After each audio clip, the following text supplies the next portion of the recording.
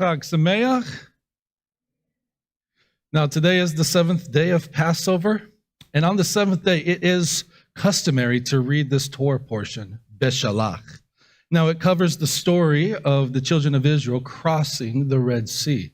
Now, why are we reading this commentary on this day? Because Jewish commentators, they say that the chronology looks like this. On the 15th of Nisan, Israel traveled from Ramses to Sukkot. And then the 16th and the 17th, they made their ways to various cities. And then on the 18th of Nisan, Pharaoh received a report. Israel was not returning. And then the 19th and the 20th of Nisan, Pharaoh pursued Israel. And then the 21st of Nisan, the sea splits, Israel is saved, and the Egyptians are drowned in that sea. Now, for those of you who don't know, today on the Hebrew calendar is the 21st of Nisan. Israel is at the Red Sea, and it is here that they finally get the sense of freedom from slavery and having the understanding that they were redeemed by God, which, as we're going to see, that this idea, this heart doesn't last long. But first, let's look at the entire overview of this portion. Again, it starts out with Israel departs from Egypt. Then God leads the Israelites a roundabout path to the promised land through the Sinai desert. Pharaoh, he has a changed heart and pursues Israel. Then you have the splitting of the Red Sea. The Egyptians are drowned. Then you have the song by the sea, sung by Moses and Miriam. And then this Torah portion concludes with Israel's complaint to Moses and Aaron that they had no water. That was 3 days after leaving the Red Sea. Now, even though this is a portion of redemption and salvation of God's chosen people, there is a lesson that we can take from this portion during these days as we are counting the Omer into Shavuot. Let's look at the opening passage. We're going to go to Exodus chapter 13, starting in verse 17. After Pharaoh had let the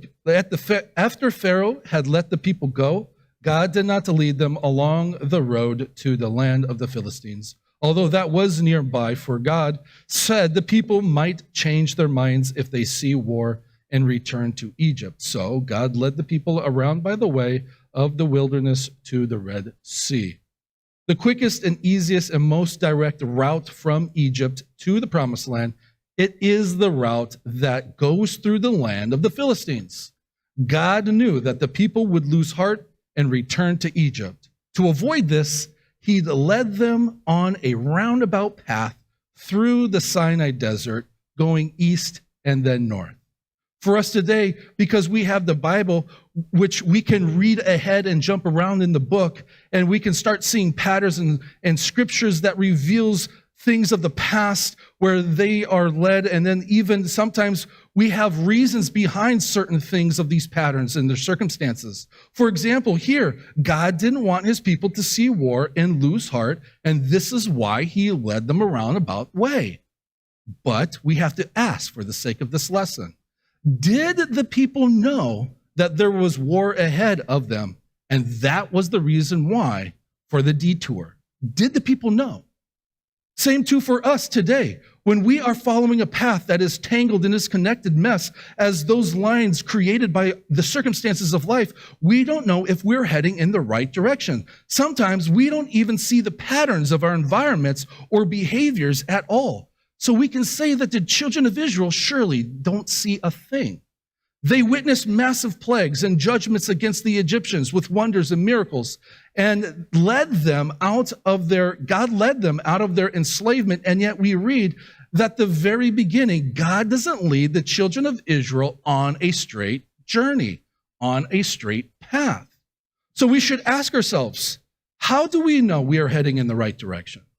How do we know that this detour that we're on right now is from God? Well, we can say simply by faith. Hebrews 11 tells us clearly in verse 1, faith is the substance of things hoped for and the evidence of realities not seen. By faith, we understand that the universe was created by the word of God, so that what is seen did not come from anything visible. So the Hebrew word for faith is emunah, and it is having the knowledge that God is present and is working overtime behind the scenes of our circumstances. Now, I would like to propose that there is a distinction between faith and trust. They are connected. They are two sides to one coin. Where faith fails to take us completely towards God, that is where, in my opinion, trust comes in. See, where faith ends, trust begins. Now, I have Proverbs chapter 3, verses 5 through 6. It says, trust in the Lord with all your heart and lean not on your own understanding. In all your ways acknowledge him, and he shall direct your paths. You see, betachon, the Hebrew word for trust, is the knowledge that God intends all that happens in your life is for your benefit. It's for good. Sometimes our path is so winding and long that it feels like we took a wrong turn somewhere, even without the road signs to indicate for us that we are on the right path.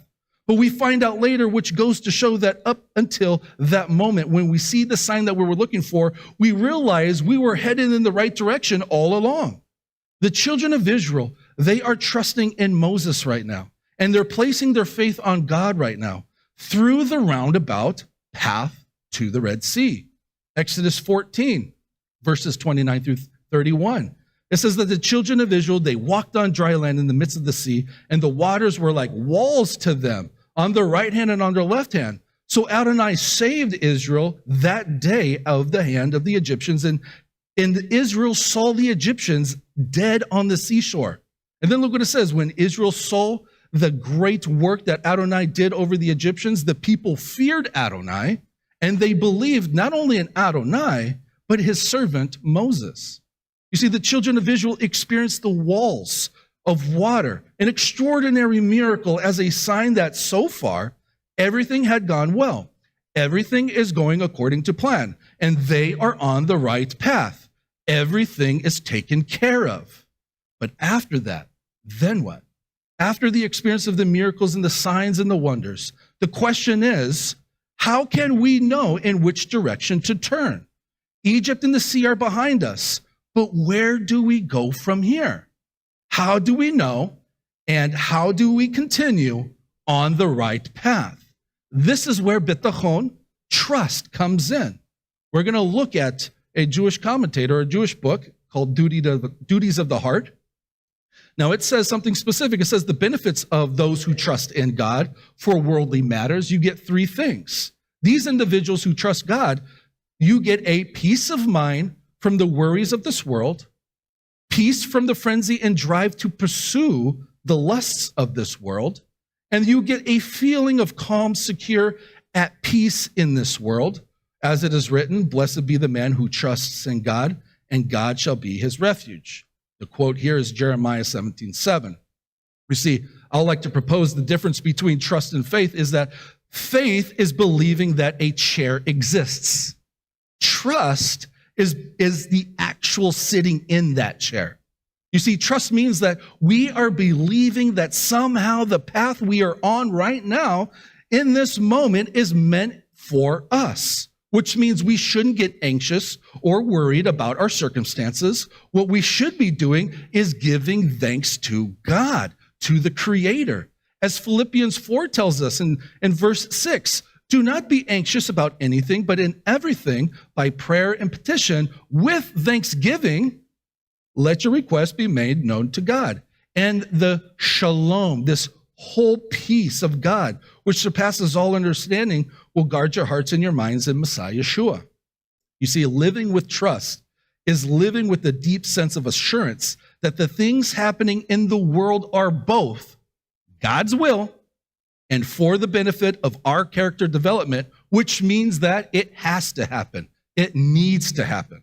Look what James chapter 1, verses 2 through 5 says. Consider it all joy, my brethren, when you encounter various trials, knowing that the testing of your faith produces endurance. And then he says, let endurance have its perfect work, so that you may be perfect and complete, lacking in nothing. But if you lack wisdom, ask God. Or what about 1 Peter chapter 1, verses 5 through 7? By trusting, you are being protected by God's power for salvation, ready to be revealed in the last time. You rejoice in this greatly, even though for a little while, look what he says, if necessary, you have been distressed by various trials. And then he continues, these trials are so that the true metal of your faith, far more valuable than gold, which perishes through refined by fire, may come to light in praise and glory and honor at the revelation of Messiah Yeshua. The trust that Peter is talking about is true bitachon. It is trust in the sense of security you feel when you are sure the person you trust in will do something for your benefit correctly and to the best of their ability and know-how to give you what you need in the appropriate time. Now, of course, that is Yeshua. We know God alone can fulfill all things. Therefore, we should place our full trust in God alone. After all, we have seen miracles. There is freedom. There is salvation. And we should be singing like Miriam at the Red Sea. In Exodus 15, verses 20 through 21, it says, then Miriam the prophetess, Aaron's sister, took a tambourine in her hand, and all the women went out after her with tambourines and with dancing, as Miriam sang to them, sing to Adonai, for he is highly exalted. The horse and its rider he has thrown into the sea. After Moses and the children of Israel sing their song at the Red Sea, Miriam and the women start dancing and singing as well. But just after Miriam has raised her tambourine and helped to complete the song of praise at the sea, just after experiencing this extraordinary rescue, the people grumble against Moses, complaining that they lack water. Literally in the next verse, verse 22, Exodus 15, verse 22, look what it says. Then Moses led Israel onward from the Red Sea. They went out into the wilderness of Shur, but they traveled 3 days in the wilderness and found no water. When they came to Marah, they could not drink from the waters because they were bitter. On the account of this, it was called Marah. So the people complained to Moses, saying, what are we going to drink? You see, it's interesting that this verse, many people want to look down on the Israelites right now. They want to say, you know what? They complained. How can they complain? But look what it says. They complained after 3 days. Actually, they have lasted longer than anyone on record. Can anybody last 3 days without complaining? I guarantee we can't even last a day, 24 hours. When was the last time we complained today? 30 minutes ago? An hour ago? 10 minutes ago? You know? So what the question is who can last 3 days without complaining? For us humans, not much has changed after thousands of years. But I want to make this point. Yeshua conquered sin at the tree. He conquered death at his resurrection. We have seen so much miracles, and the biggest one of our miracles is the fact that we wake up every day. Do you know that?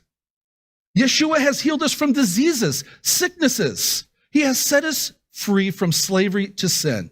We have taught technology to help sick people to stay alive. We have technology to bring people closer together around the world that are spread out from country to country. And yet, so much worry, a lack of faith remains in this world. And we continue to complain in a world of blessing and plenty. We believers are obligated to see the beauty in what might seem like random circumstances, or we might be taking a detour in life that causes us to complain. Rather, we are to cultivate gratitude, perspective, and vision. Like this Torah portion, Beshalach, life is a road to the sea that is a roundabout journey. Look at this, Exodus 13. God did not lead them all along the road to the land of the Philistines. God led the people around by the way. So maybe life, in our circumstances, there is no straight lines to faith, or our path in seeing miracles isn't constant. How many times did the Red Sea ever split? Once. So even if we saw miracles only once, why is that? Why do we experience something once or maybe twice if we're blessed, and then never again? Well, my understanding, those miracles I would like to present to you are the manifestations of the Spirit. These manifestations, in my opinion, is 1 Corinthians chapter 12, verses 7 through 11. These manifestations are a word of wisdom, a word of knowledge, faith, gifts of healing, works of miracles, prophecy, discerning of spirits, different kinds of tongues, and then there's interpretations of tongues. But look what it says. One God and the same Ruach activates all these things, distributing to each person individually as the Spirit wills.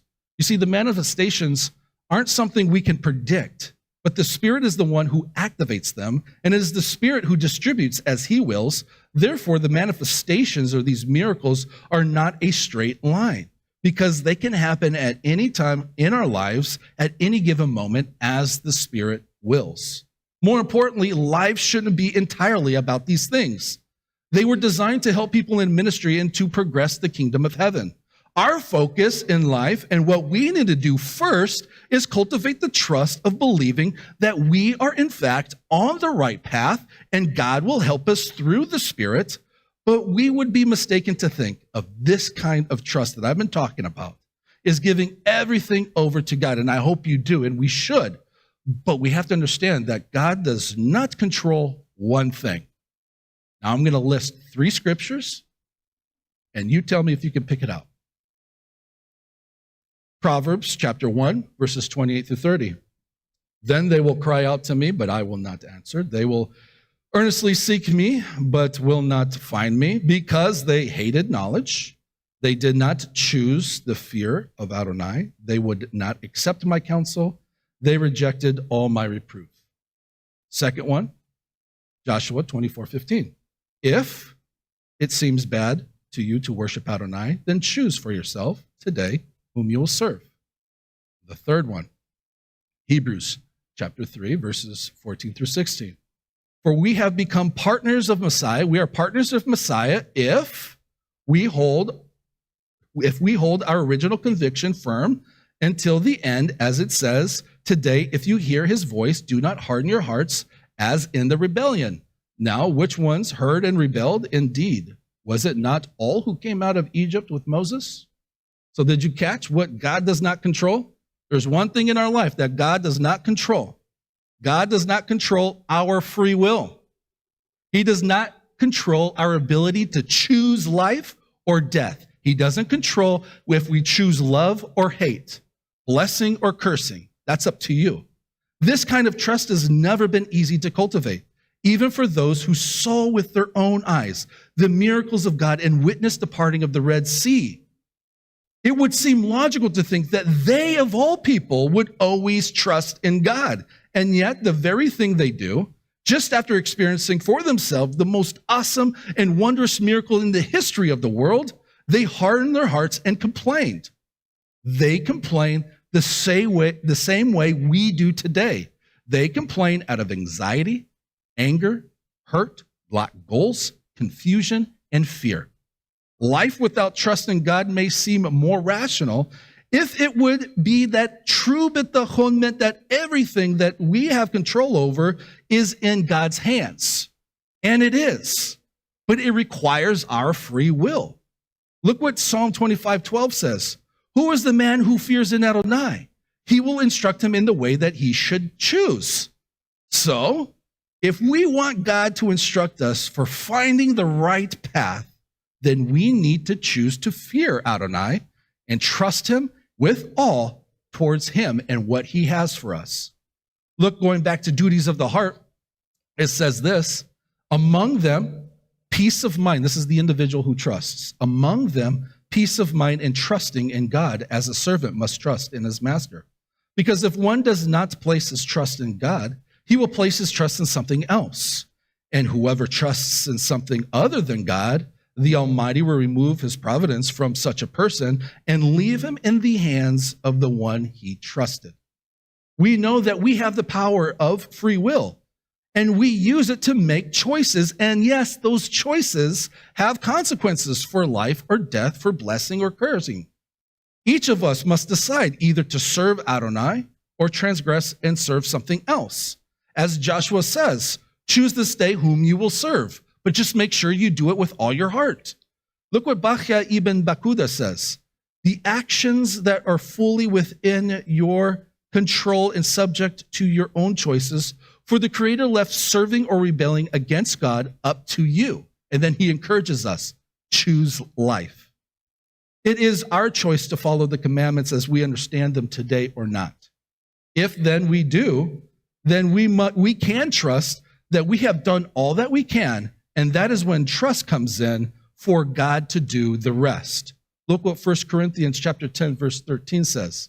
God is faithful. He will not allow you to be tempted beyond what you can control. But with the temptation, he will provide a way of escape, so you will be able to endure it.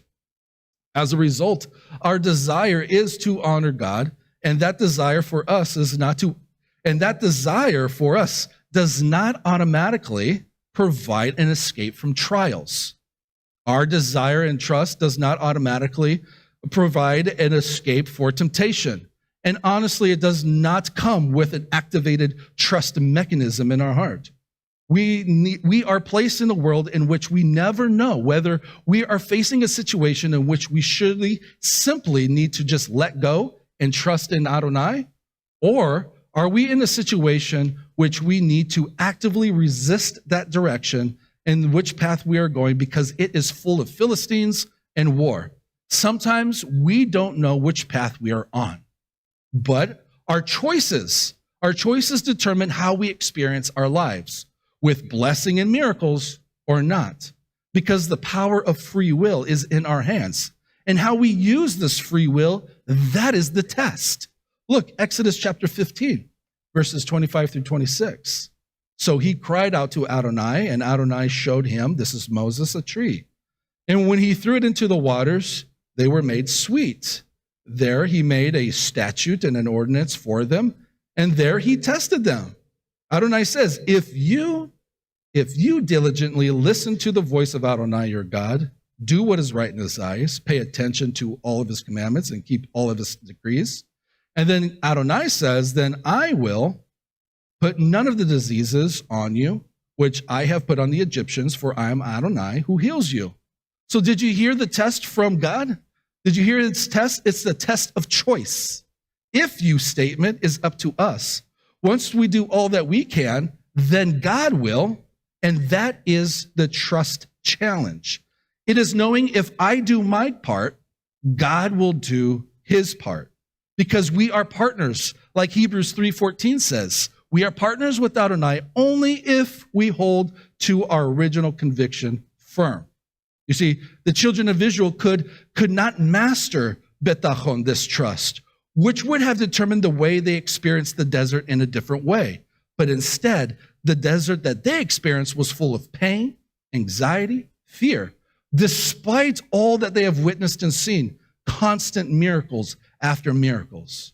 But Miriam, on the other hand, she understands this. This is why Exodus 15, verses 20 through 21 is so important. Miriam, she took her tambourine and the women, and they started dancing and singing. Sing to Adonai, for he is highly exalted.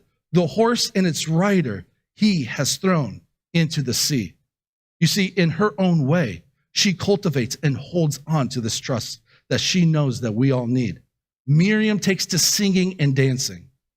She doesn't know what the events of life will bring. She only knows that there will come a time to rejoice. And that time for Miriam and the women starts now. Let's go to Psalm 107, verses 30 through 32. Then they were glad that the waters were quiet, and he brought them to the desert haven. Let them thank the Lord for his steadfast love, for his wondrous works to the children of man. Let them extol him in the congregation of the people and praise him in the assembly of the elders. I get it. Life is full of setbacks, but the events of our life does not make up the path of life. The power of choice to rejoice, to celebrate miracles that have already happened, and to trust that we have done all that we can, and we see that these things change our experiences of events, even if the events themselves do not change. Our reaction changes. Betachon, this trust, invites all of us to consider that the road in front of us is the right path because God is with us and waiting for us. Even if we take a different turn, God will be waiting there too. And when we look back at the Red Sea in our lives and we see the patterns of steadfast love and wondrous works and miracles, we also see the holiness of God, which is why the power of choice to rejoice is the perfect form of trust. But the only question now for all of us today is, what are you going to do? With that, chazak u'baruch, be strong and be blessed.